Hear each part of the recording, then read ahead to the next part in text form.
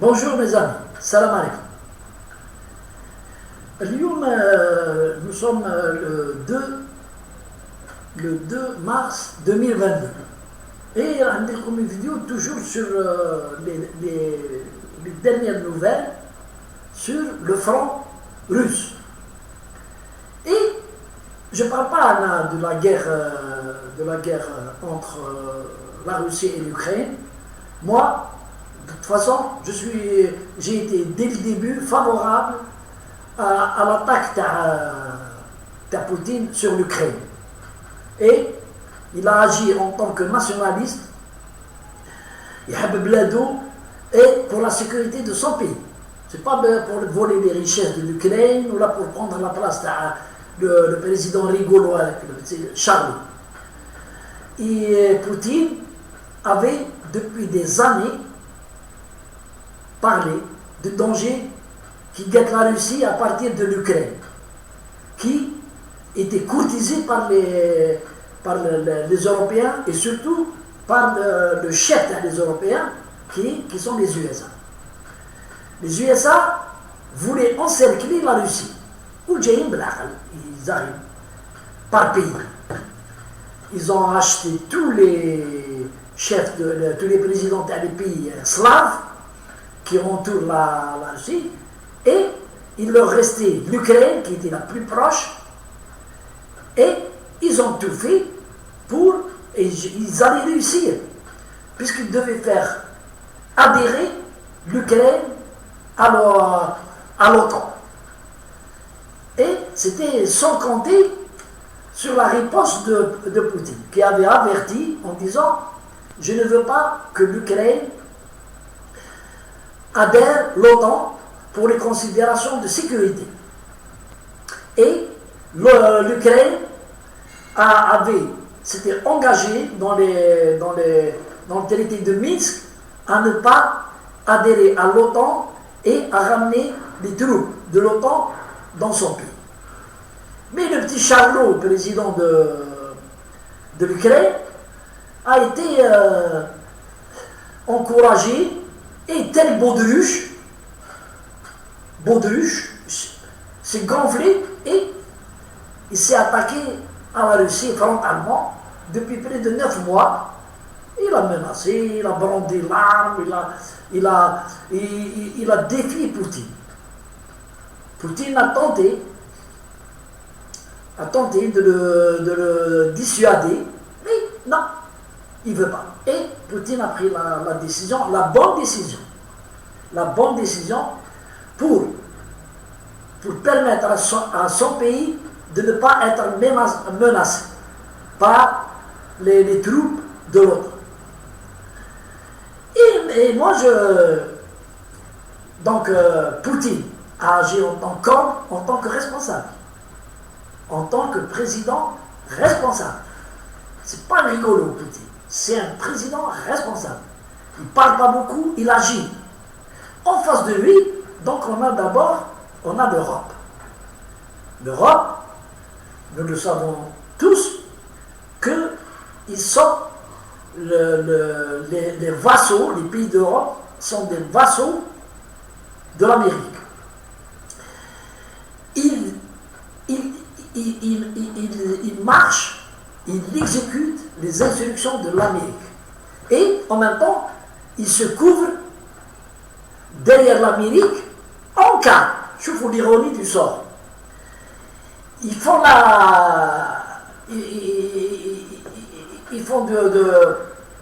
c'est-à-dire, comment on dit, ils brossent les rangers des Américains pour être protégés contre la Russie.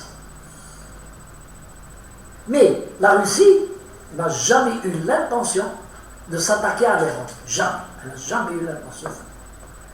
Elle leur vend du gaz, elle fait des affaires avec l'Europe, et c'est un pays européen, mais elle a été toujours stigmatisée, la Russie. Toujours stigmatisée. Et voilà que Poutine agresse un pays d'Europe et personne ne bouge. Personne ne bouge rien que des conneries dans les responsables européens, ont promis le petit Macron. Petit Macron qui fait comme telle une poupée électrique, il bouge sa queue. Il bouge sa queue sans rien faire, que des paroles. Que des paroles. Ou le président, le chancelier allemand, ou le président italien, ou le gars des pays d'Europe, la parole. Ils n'ont pas osé envoyer des soldats ou des avions pour arrêter l'invasion russe. Et regardez, alors maintenant on va parler des sanctions. Regardez l'Europe qui donne des leçons, qui a toujours donné des leçons aux autres pays plus faibles qu'elle. Les pays du Sud, les sous-développés, les pays africains, les pays arabes. Elle nous a toujours donné des leçons de droits de l'homme, de respect des droits de l'homme, de la démocratie. Et aujourd'hui, eux-mêmes, devant un petit, pas véritablement le vrai danger. Le vrai danger n'est pas encore arrivé en Europe. Il est aux portes de l'Europe. Poutine, il attend, il voit. Ils ont peur dans leur froc. Et qu'est-ce qu'ils trouvent comme riposte? Des trucs anti-démocratiques et contre les droits de l'homme. Aller sanctionner des équipes de football et des athlètes russes. Est-ce que c'est légal? Puisque la FIFA, c'est une institution internationale où la Russie elle est membre. Alors, on exclut la Russie de la Coupe du Monde.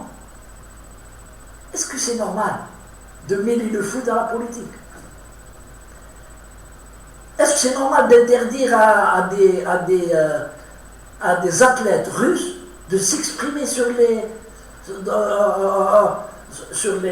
stades, dans les jeux d'athlétisme et tout, et il leur est permis de le faire, sauf s'ils enlèvent le maillot de la fédération russe. C'est-à-dire, ne mettez pas la fédération russe, pas de drapeau russe et venez jouer. Est-ce que c'est normal tout ça? En Allemagne, un chef d'orchestre philharmonique, très connu en Allemagne, il lui a été demandé, un grand chef de l'orchestre philharmonique de Berlin, un grand chef, il lui a été demandé de dénoncer l'attaque de la Russie contre l'Ukraine. Il leur a répondu, c'est vrai que je suis russe, mais aujourd'hui, ça fait des années, j'habite en Allemagne, je travaille, et moi, je ne me mêle pas de politique. Je ne dénonce pas, j'approuve pas. Et bien, mes chers amis, Charles Jazairi, il a été limogé. Il a été limogé. Alors, un des chantres de la démocratie et des droits de l'homme, voilà qu'ils n'appliquent pas chez eux ce qu'ils disent à d'autres d'appliquer. Tel l'adage, tel le proverbe qui dit à le prêtre, le curé, il dit, faites ce que je dis, mais ne faites pas ce que je fais. C'est-à-dire, je vous demande de respecter les droits de l'homme et l'éthique sportive dans l'éthique sportive, mais nous, on a le droit de tout faire. Oh non, parce que les Américains sont derrière nous. En matière de foot, en matière de sport, vous savez qu'il y a 2 athlètes algériens, c'est des judokas, qui avaient refusé, dans les derniers Jeux olympiques, ils avaient refusé d'affronter des Israéliens et ils se sont exprimés. Non, on ne joue pas contre le Kayan Sayoni, contre les représentants du sionisme. Ils ont été sanctionnés, je crois, par la FIFA, 10 ans. Ils n'ont plus le droit de pratiquer le sport, 10 ans. Parce qu'ils ont dit, ils ont mêlé la politique au sport. Et ce qui leur a été, justement, retenu contre eux, c'est ça. Mais il ne faut pas, dans le sport, il ne faut pas mêler le sport à la politique. Voilà que la FIFA, elle-même, pourquoi elle fait ça, la FIFA? C'est parce que, encore une fois, et ça, je vais le dire, c'est que les gens mahgourines, le tiers-monde, les pays arabes, l'Afrique, ils ont trouvé un homme aujourd'hui qui a peut-être eu tort de lancer ses chars contre l'Ukraine. C'est discutable. Moi, je suis pour. Mais je respecte les avis des autres qui disent non, on n'a pas le droit de lancer les chars. Et aujourd'hui, aucun pays d'Afrique, ni d'Arabe, ni du Maghreb ne s'est élevé contre la décision de la FIFA. En lui disant non. On ne fait pas de politique, on va parler sport. Nous ne sommes pas d'accord pour que les Russes soient sanctionnés dans le domaine sportif. Ils devaient donc participer à la Coupe du Monde 2022 au Qatar. Ils sont exclus. La Champions League, la finale devait se jouer à Saint-Pétersbourg, un stade magnifique. Ils l'ont délogé. Ils ont exclu les athlètes russes. Est-ce que c'est normal? Est-ce que c'est normal? C'est pas normal. Mais, qu'est-ce que vous voulez?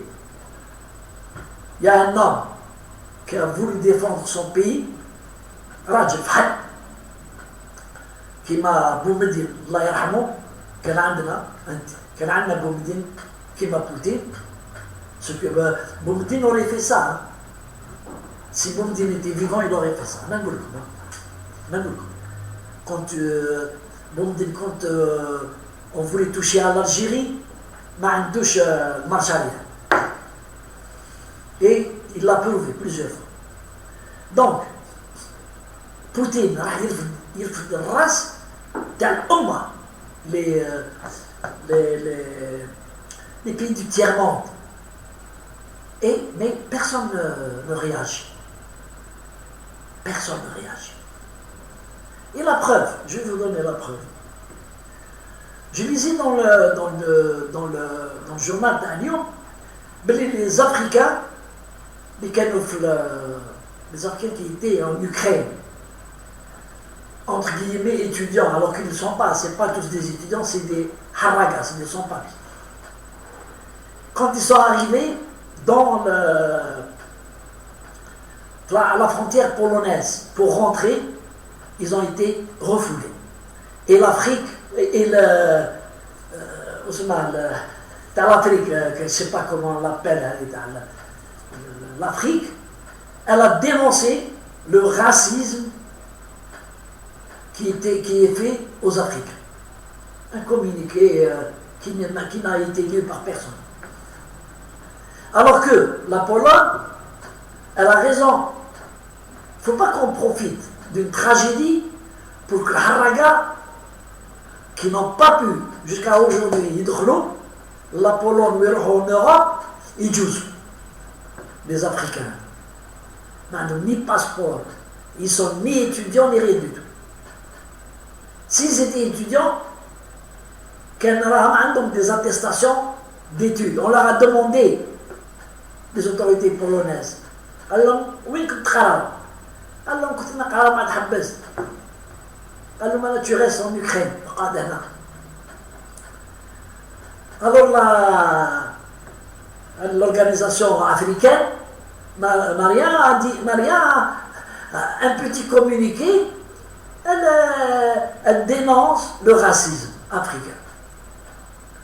Voilà donc mes amis, moi je parle de l'Europe, les dirigeants au couilles molles, qui ne peuvent pas affronter directement Poutine, et Kadine, il trouve des solutions, j'allais dire, de femmelettes.